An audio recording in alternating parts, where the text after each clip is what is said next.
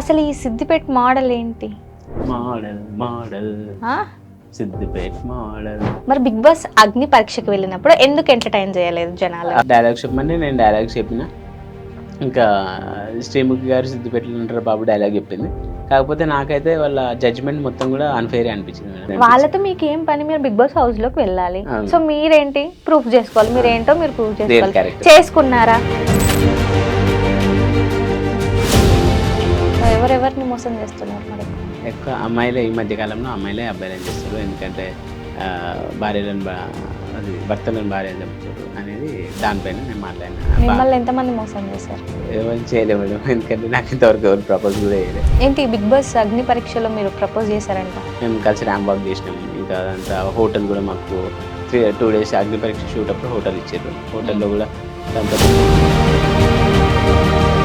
నాకు పెళ్ళి ఆమె తను బిగ్ బాస్ నుంచి రాగానే ర్యాలీ ఇస్తాం. ఈ మాట వింటే ఆమె ఏమవుతుందేమో నాకు